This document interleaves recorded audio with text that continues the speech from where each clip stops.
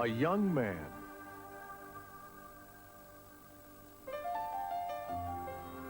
with dreams of greatness on the baseball diamond, possessing the burning desire that could get him there.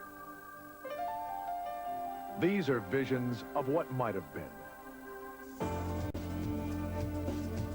But reality has never looked so good.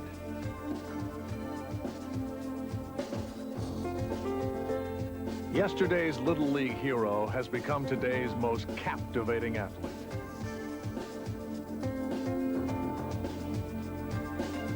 His elegance on the court has transformed the game into an art form.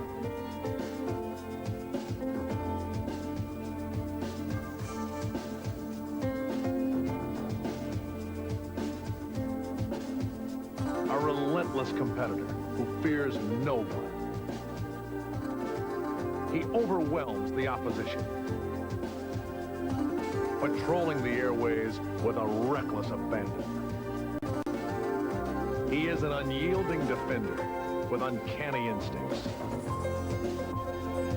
Thriving in adversity, he will always find a way.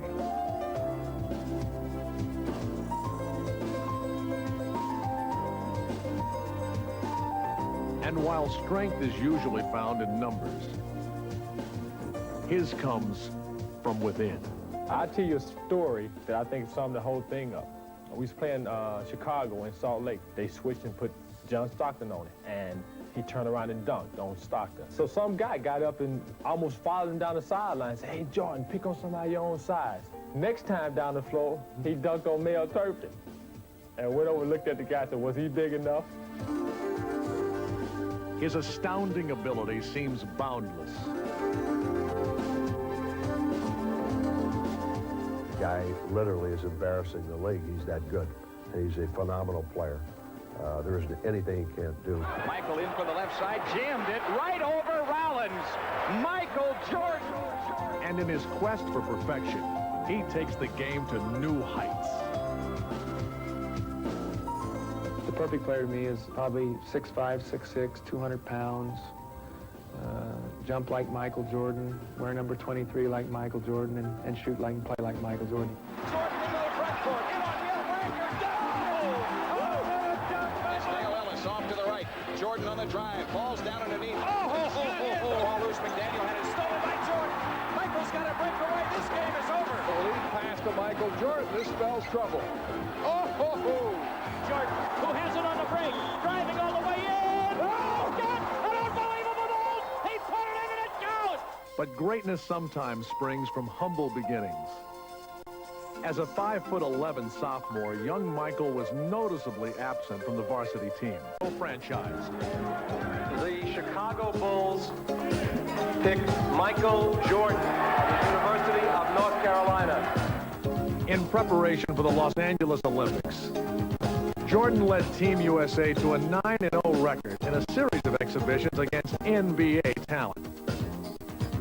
What I liked most about Mike was the fact that like everybody, he had some lapses in play and how hard he played, and yet all you had to do with him was go up and take him by the arm and say, "Michael, you're not playing as well as you can play." He'd just kind of look at you and grin and say, "I know." And he'd go out and play harder, and he'd play better. And you put his willingness to compete with his athletic ability and his vast problems with the fiery coach. And he wants best for his players, and you know, really that's somewhat similar to Coach Smith, except for the language, but you know, I can get up with that.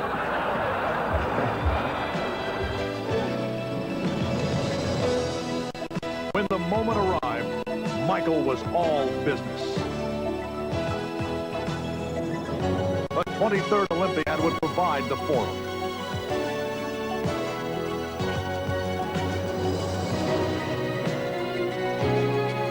The glory of a gold medal was paramount. And playing against the rest of the basketball world, Michael would tower above the competition. The United States had a team deep in talent, but Jordan would emerge as the undisputable driving force. With Michael leading the team in scoring, the Olympic squad routed the opposition by an average margin of 33 points en route to a stellar 8-0 record. The gold medal game versus Spain was no different. Spearheading the blowout was the skinny kid from Wilmington, whose Olympic brilliance will always be remembered.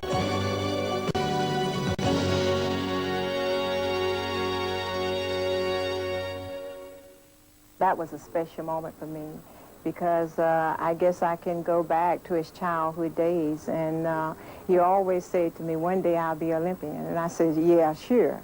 And then to win the gold medal, I mean, it was so thrilling. It was one of my special moments, and I always remember when he put it around my neck. That was a special bond that I guess will be with me and memories that no one would take away from me. It was in this house in Wilmington, North Carolina, where Michael's parents taught him the values of hard work and how to set goals to achieve his dreams. But it was his daily battles in the backyard with his older brother Larry that fueled his competitive drive. Sanders ahead to Paxson. Pax with a lob for Jordan. Jordan steals it. Michael in deep. Turnaround shot.